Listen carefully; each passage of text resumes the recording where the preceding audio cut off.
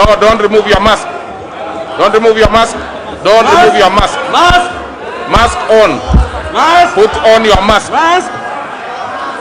Put on your mask, Honorable Alice Wahome, and you have the floor. Put on your mask. Yes, thank you, Mr. Speaker. Thank you. Proceed. Yeah, with your mask on. Thank you. Thank you, Mr. Speaker. At the outset, I rise to oppose this bill on basis of, one, its timing. This bill is completely untimely, and it is intended to disrupt smooth nominations, particularly in some of the proposals that it is coming up with.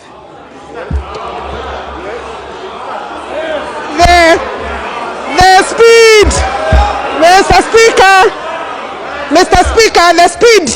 the speed in which, even from the Speaker's seat, that this bill is being processed, Mr. Speaker, completely ignoring procedural issues, directly points to a situation where the country is being asked to run quickly.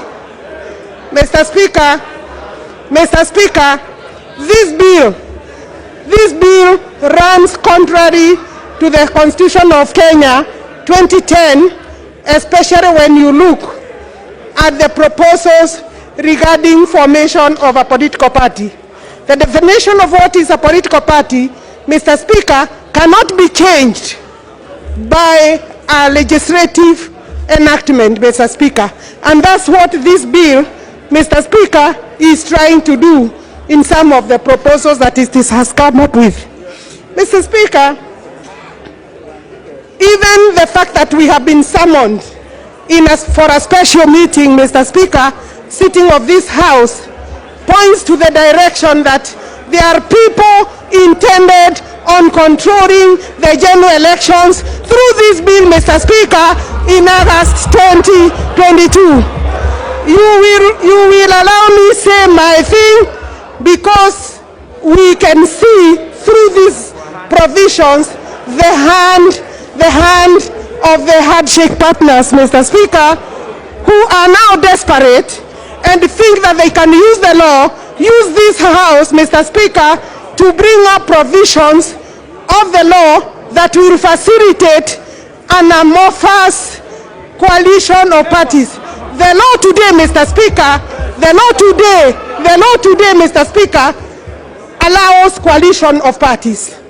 It allows coalition of political parties by the deposit of a memorandum to the registrar of political parties. What is this thing that has become so urgent, Mr. Speaker, that requires the session of the House to be called from leave, Mr. Speaker, to come and register it? When you look at the provision, every election period, Mr. Speaker, we find that there are disruptive provisions of the law that have been brought or are intended to give undue advantage to some people. Mr. Speaker, I'm therefore finding that the exercise of this House today, the summoning of this House today, in respect of this bill, absolutely unnecessary, Mr. Speaker. Mr. Speaker, the control, I will be moving some amendment, Mr. Speaker, on the register of members. We cannot allow the registrar of political parties to be the holder of the data of members of political parties. And Mr. Speaker, this is a very serious attempt by the registrar of political parties, with the deep state, I dare say, to control the register of members of political parties. And that will not be allowed, Mr. Speaker. Mr. Speaker, it is a shame that when people are dying, people have taken cancer billions, we are being summoned today to discuss about the formation of coalitions instead, Mr. Speaker, of dealing with the pandemic, including the pandemic in this House, Mr. Speaker, where yesterday every 8 people out of 10 who are tested, Mr. Speaker, turned positive, COVID positive yesterday. It is even exposing the members, Mr. Speaker, with a very useless bill. With a very useless bill, Mr. Speaker. This is not a pro-people bill. Mr. Speaker, this is not a pro-people bill. This is a very selfish move by this House today. We have a Political Parties Act that is able to deal with the issues of elections and nominations going forward. If, for example, bad habits like the ones of the ODM, by denying other parties their money, if that is what they are trying to cure, that cannot be cured by the law, Mr. Speaker. That can only be cured through good behavior, Mr. Speaker. And therefore, we want to tell them, you can deposit a memorandum of how you share the money and honor the memorandum, because many of you have never known how to honor memorandums, to honor gentlemen agreement and ladies agreement.